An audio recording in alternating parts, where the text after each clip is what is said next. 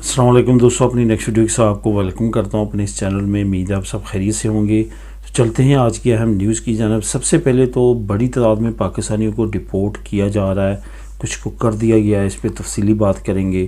اس کے بعد national police کی ایک اہم کارروائی، اور ہو سکتا ہے کہ اب اس کارروائی کے بعد کچھ اہم مسئلوں کا حل نکلے، اس پہ تفصیلی بات کریں گے۔ اس کے بعد اسپین حکومت کا ایک اعلان جس پہ بڑی رعایت کی اناؤنسمنٹ کی گئی ہے، اس پہ بات کریں گے۔ اور انگلینڈ کی طرف سے خطرے کی گھنٹی، انگلینڈ نے کیا نیا اعلان کیا اور آنے والے وقت میں کیا کرنے جا رہا ہے، اس پہ بات کریں گے ویڈیو کے آخر میں۔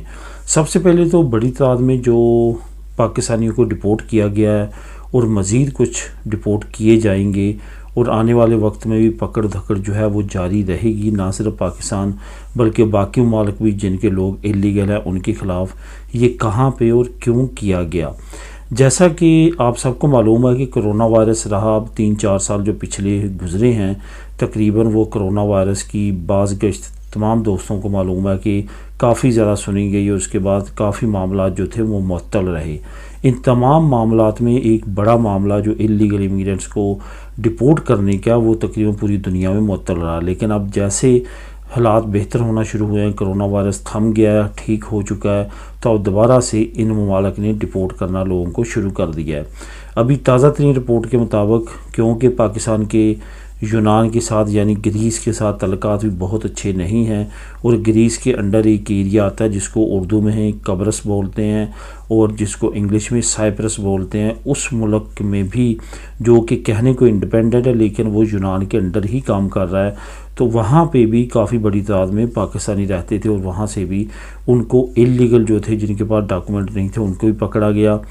گریس میں، کیونکہ آپ کو معلوم ہے یونان میں بڑی تعداد میں پاکستانی ہر سال جو ہے وہ ڈنکی لگانے کے بعد وہاں پہ پہنچتے ہیں، اور وہاں پہ بھی جو اللیگل ان کے ہتھے چڑھے انہوں نے ان کو پکڑا اور ان کو گرفتار کیا۔ اس کے بعد تمام ڈاکومنٹیشن پوری کرنے کے بعد کچھ کو ڈپورٹ کیا گیا ہے 8 میں جو ہے وہ 7 مارچ کو، اور کچھ کو 8 مارچ یعنی کہ آج ڈپورٹ کیا گیا ہے یا کرنے جا رہے ہیں۔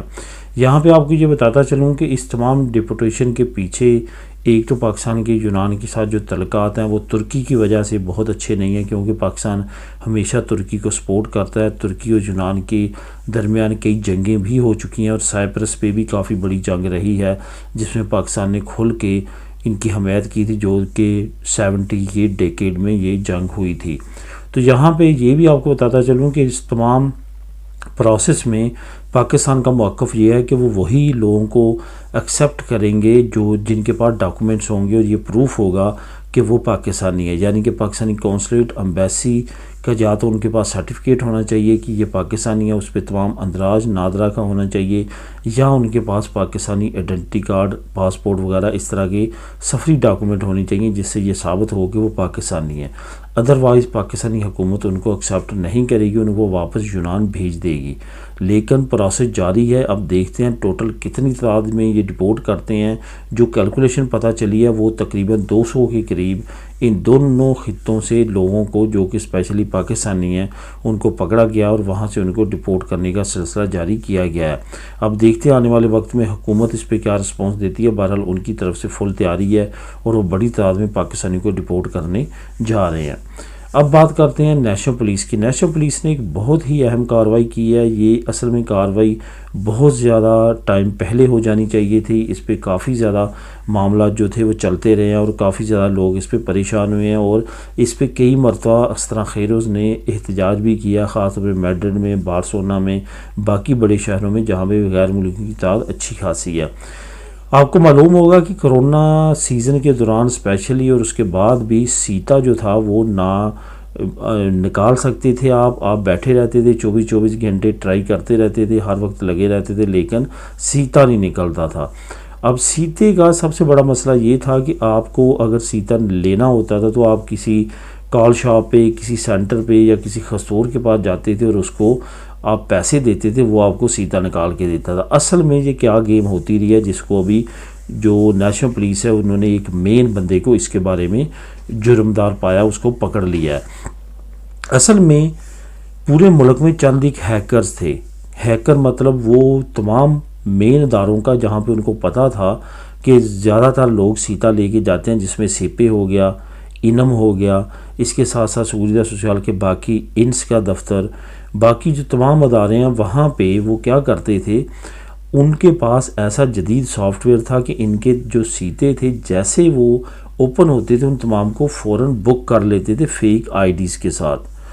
اس سے کیا ہوتا تھا، وہ فیک آئی ڈی سے وہ کرنے کے بعد پورے ملک میں اپنے انہوں نے ایک نیٹ ورک بنایا ہوا تھا، وہاں پہ وہ تقسیم کرتے تھے، ڈسٹریبیوٹ کر دیتے تھے، آگے سے ان کو پھر آگے سیتے سیل کیے جاتے تھے، اور بعض جگہوں پہ یہ قیمت جو ہے وہ 50 یورو، 40 یورو، 30 یورو تک پہنچ جاتی تھی۔ تو اس طرح سے جو لوگ تھے وہ ڈائریکٹلی خود سیتا نہیں نکال سکتے تھے، وہ محرون منت تھے لوگوں کے۔ 50 یورو، 100 یورو ڈپینڈ کرتا تھا کون سے ادارے پہ آپ اپنے کام کے لیے جا رہے ہیں، جتنا اہم ادارہ ہوتا تھا اتنی زیادہ سیتے کی قیمت ہوتی تھی، اور جتنا جلدی آپ نکلوانا چاہتے ہیں اتنی زیادہ آپ کو قیمت پے کرنا پڑتی تھی۔ آپ کو معلوم ہوگا کہ آج سے دیکھیں 6 مہینے پہلے بہت بڑا احتجاج جو ہے وہ میڈرڈ میں بھی ہوا تھا، اور جو غیر ملکی تھے ایک طرح خیروز تھے، انہوں نے احتجاج کیا تھا کہ یہ سیتا سسٹم بہتر کیا جائے، کیونکہ ہمیں بہت بڑی اماؤنٹ دینا پڑتی ہے تمام لیگل کام کروانے کے لیے۔